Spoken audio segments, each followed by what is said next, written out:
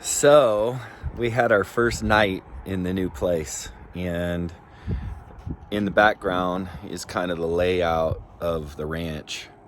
And so I'm going to be reporting on this quite a bit now because, one of the aspects to pack goats and everything that we do with goats is to have all things goat. And so it's going to bleed into the homesteading, off-grid living. You mark my words, I bet we're going to be off-grid within a year to 2 years. It's just, we're so close to it already on this property. So I'm going to just quickly explain it to you so you guys kind of get an idea. Also too, don't forget that we have that whole goat membership. And part of that is that you're going to get to watch me set up an entirely brand new property that has no goats on it currently, and never has had. Doesn't have any shelters. The pasture isn't made for it. Doesn't have livestock guardian dogs. Everything we're basically setting up from scratch, to rolling in power, to building shelters, to having kidding, running meat goats, all that stuff. And the fun thing is, my plan is to show you on your own property how to have your property not own you.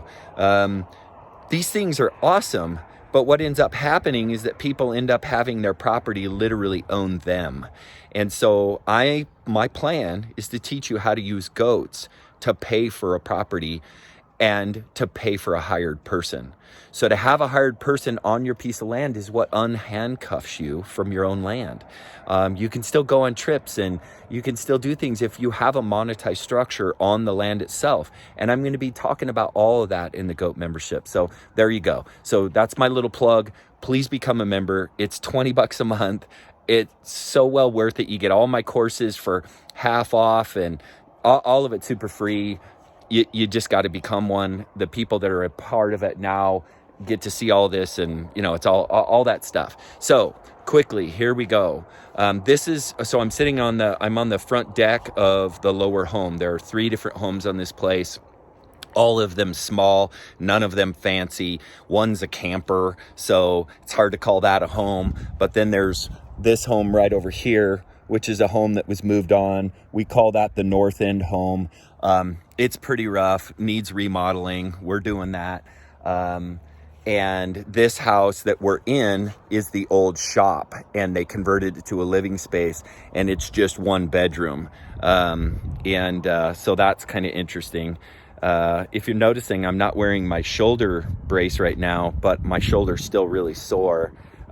Hopefully it's not as bad as initially the doctor thought, because I'm not in as much pain right now as I was at all. So maybe miracles are in the process of happening. Anyway, so row of raspberries. We have, oh yeah, that's a cherry tree. We have cherries, apples, plums, apricots, grapes, full garden. That's going to be a pad for my mother, who's going to be mother and stepfather, who are going to be living on the property as well. They're getting older. It lets us help them. They snowbird in Arizona, so they'll live here in the summer and then go down to Arizona in the winter. And now to kind of the setup. Now you can't see, there's a shop up here, really super cool, heated and insulated shop, and then a big, what we're calling the tractor barn, which would be like 6 giant stalls undercover. And then I'm going to close some of that in for like a gear room and everything else, and I'll be talking about all that. And then here's where the goat setup's going to be, right off the front deck, so we get to watch goat TV. So we have the pens broken up in 3. This is where the doe pen will be, and this is just during the winter. This is where the juvenile pen will be, and then back here is where the big adults, the big pack wethers are going to be, and then the horses are going to be out there, and that's out by the hay barn. There's a hay barn tucked in right here, and then you might be able to see it right there is the 3rd home, and that's in the meadow, and it's a cool like covered camper that we'll probably use as like an Airbnb to help to run that. So this part is sprinkled, and we do have water rights on the property. There's 2 creeks. So there's this creek, and they're dry for about 3 months a year, but they're a running creek the rest of the time. And there's so much more riparian area here than you think. The goats are going to be able to graze on that. I believe the bottom 7 acres is going to handle about the capacity of about 40 goats, because we have almost 100 yards wide and 700 yards long of just pure riparian growth.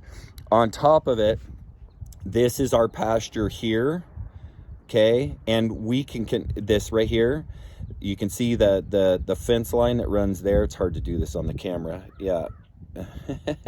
Anyway, so that's the kind of the fence line, and then we have the whole mountain. So it goes up here, and you can see the fence line up there runs up to here, and then comes down the hill. It's hard to do this on, and it comes down right into like there. So the problem with the mountain is going to be fencing it, because we have elk that come onto the property all the time, and keeping fences up, and elk tearing down fences is incredibly difficult, especially on a mountain like that. The ranch is 45 acres, but remember, acreage is a straight snapshot down. And if we laid that mountain flat, we probably have more like 70, something like that. And then, so the goal is going to be to have these guys foraging on their own about 8 or 9 months a year in this bottom 7 acres and all the different pastures, and doing a pasture rotation. And we'll be planting intentional forage for goats. We'll be raising meat goats, pack goats, and milk goats, and even a couple of little Nigerian dwarves, because there's a lot of people in the community that have those, and they're a unique goat that have their own idiosyncrasies as well. And that's probably going to be the last phase of our expansion into goats. Meat goats will be as early as next year, and we're going to be pulling in a really super cool breed you're going to want to know more about. It's really special. So anyway, that's kind of a brief overview. Again, if you want to watch the progress of this in detail, of how we develop the land, what we're doing to make it goat friendly, how we're running livestock guardian dogs, the mistakes we make, which will be lots that you get to learn from, and the things that we do that work well, and how we run it. Plans in the future as well. We have a lot of really cool water. So right there, no, it's over here, sorry. Right here is a spring, and that is a artesian spring that comes up out of the ground right there, and we just need to develop it. And I think my plan is to develop it into a pond, and then that pond will hold bluegill, and that'll be another source of protein. So we'll have chickens, we'll have goats, and hopefully a bluegill pond, and all our protein, vegetables, power, everything that we need on the property, self-sustaining. And my goal is to do that in 2 years. And you can watch the whole process as it unfolds on the goat membership. So there's going to be a lot. I'm just super excited. So anyway, there it is. I'm just beyond feeling blessed and so excited to share all this stuff with you guys. We'll do our best. I get super worky, and when I work, it's really hard for me to stop and film and take the time to do it, but we're gonna be working really hard to do that and share this with you guys. So super excited. Can't wait. Talk to you soon.